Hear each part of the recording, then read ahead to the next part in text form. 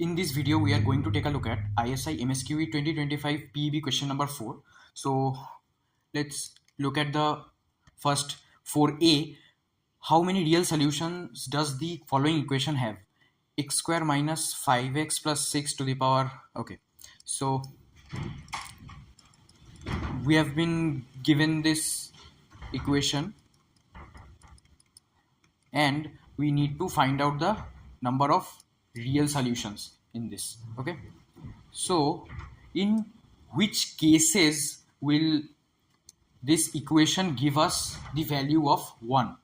Okay, so let's do one thing. Let's treat this base as a and this to be b.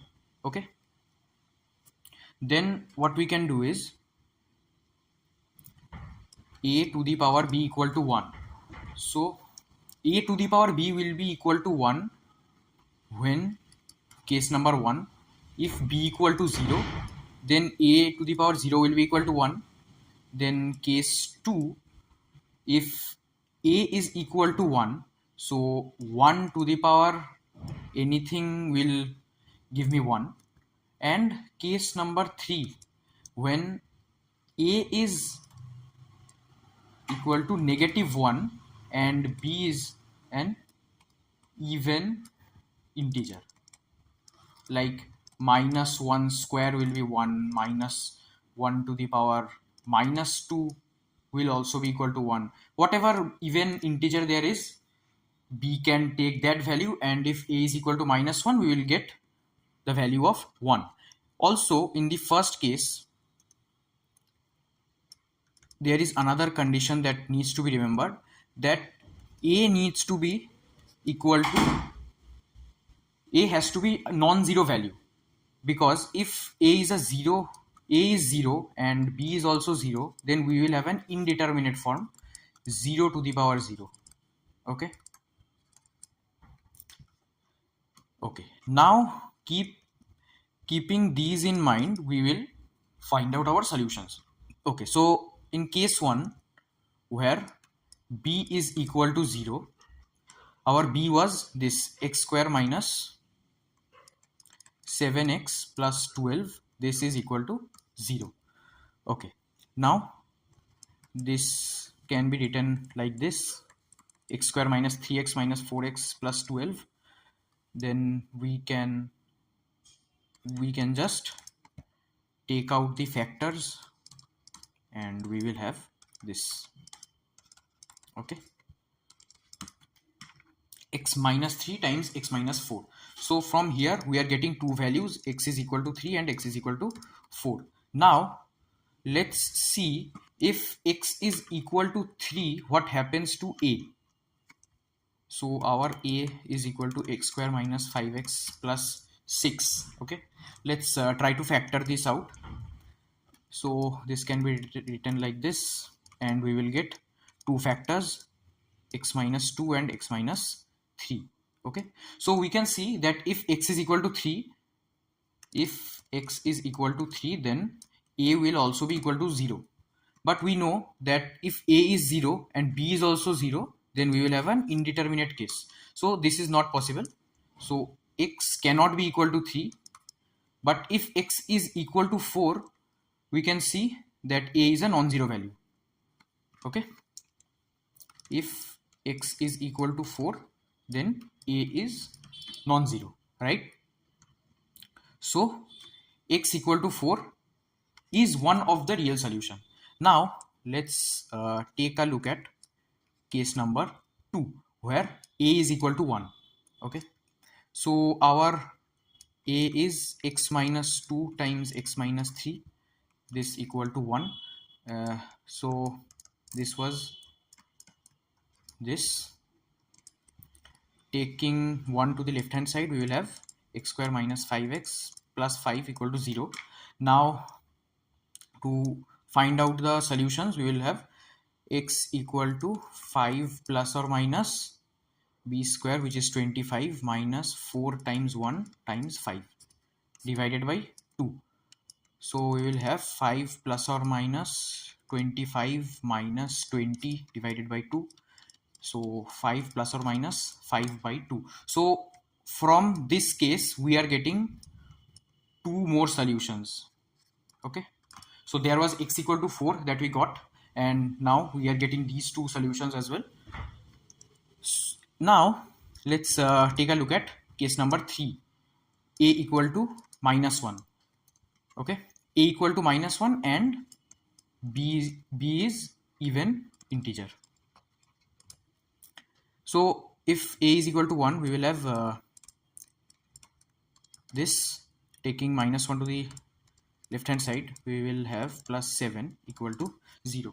Now let's try to figure out the discriminant. Okay, so discriminant is equal to b square minus 4ac.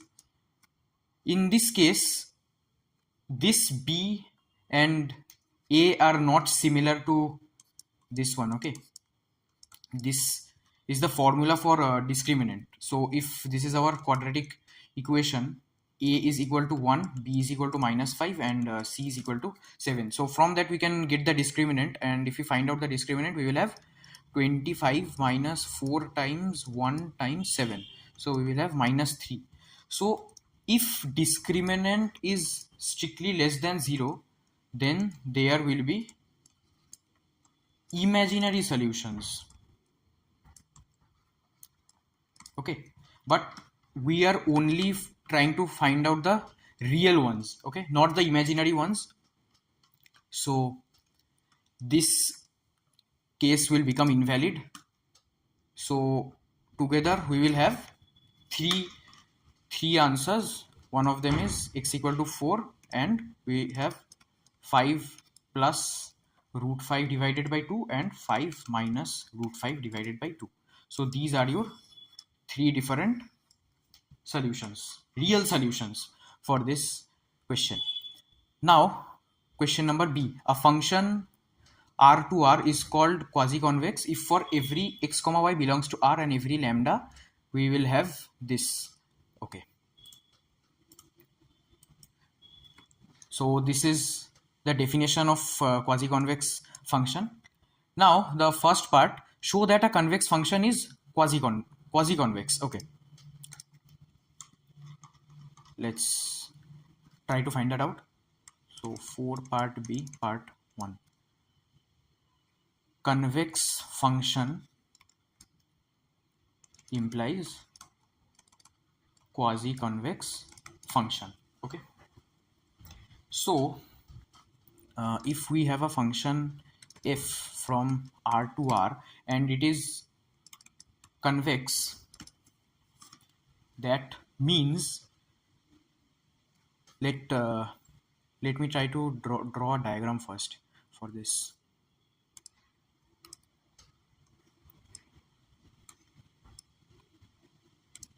Hold on.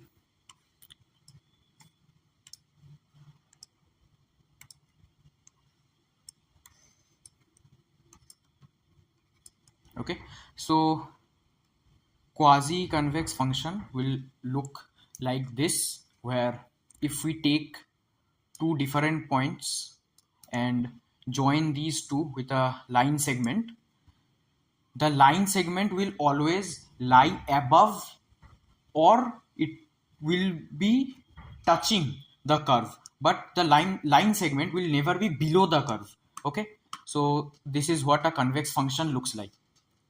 So if I try to write it in algebraic terms, I will write it like this. So lambda fx plus 1 minus lambda fy. So I am taking two different points, x and y. Let's say this is x and this is y. This will be greater than equal to f of lambda x plus 1 minus lambda y. Okay, so what does this mean?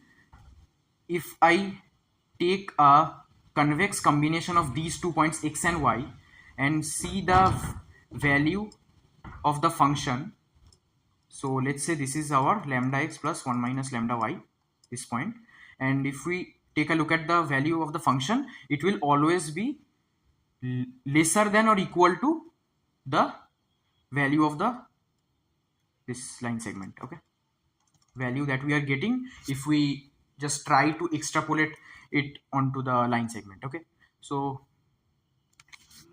okay, now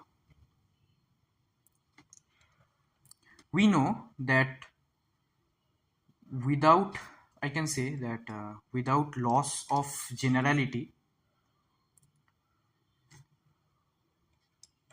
f of x is less than equal to this, right?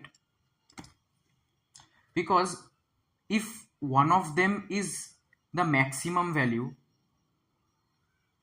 so okay, let me take an example for this. Let's say the max of this, max of f of x and f of y is equal to f of x. Okay, can I write that f of x is less than equal to f of x for all x belongs to R? This is true, right? This condition always holds. Yeah, we know that fx is equal to fx. There will not be any strict sign like this, but I am denoting it with a weaker inequality sign, right? So this will always hold for every value of r, sorry, every value of x. And since the max of fx and fy is f of x, then we can also say that f of y is also less than equal to f of x for all x belong to R. Okay, using this we can write that f of lambda x plus 1 minus lambda y, we already have shown this, is lambda fx plus 1 minus lambda f of y. Now I will just use this here. Okay, so this is less than equal to lambda max of fx fy plus 1 minus lambda max fx fy. Okay, so this is equal to our max of fx fy. So we can prove that f of lambda x plus 1 minus lambda y is less than equal to max of fx comma f of y. So I have proved that f is a quasi convex function. Okay, now for the second part, show that a non-decreasing function is quasi convex. Okay, so also let's check the definition that ISI has provided for a non-decreasing function. So note that f is non-decreasing if x is greater than y, implies fx is greater than equal to y. Okay,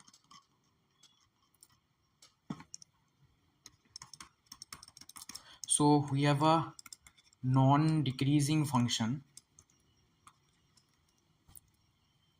and that will lead us to a quasi-convex function. So what is a non-decreasing function? If we have 2 points x and y belongs to R and x is strictly greater than y, this will imply that fx is greater than equal to f of y. Okay, so let's take these 2 points that x, we have taken these 2 points x and y, and without loss of generality x is strictly greater than y, which implies that fx is greater than equal to fy, which means that max of fx fy is equal to f of x, because fx is always greater than equal to fy, right? So the maximum of these two will always be equal to fx. Okay, now let's do one thing.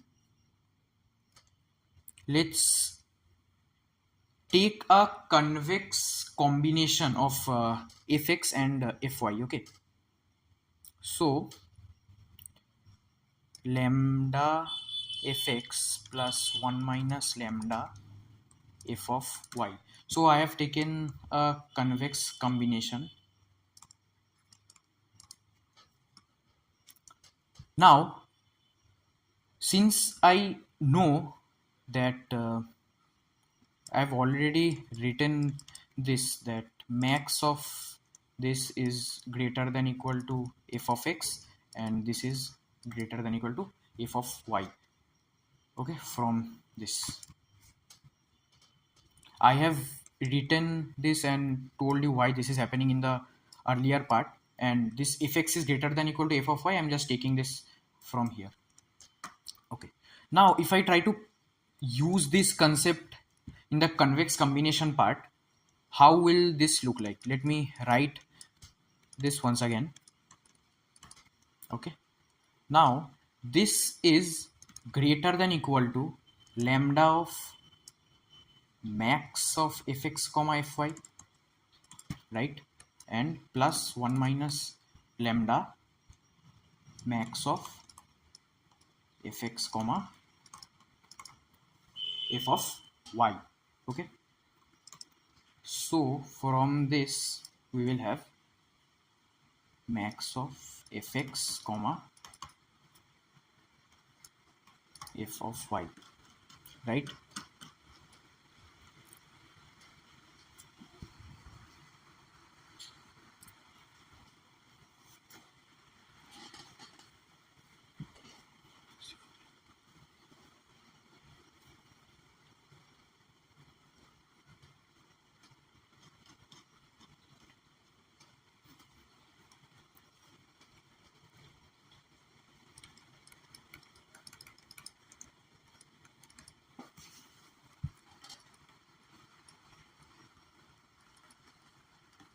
Okay, so for quasi convexity we need to prove this, that f of lambda x plus 1 minus lambda y is less than equal to the max value.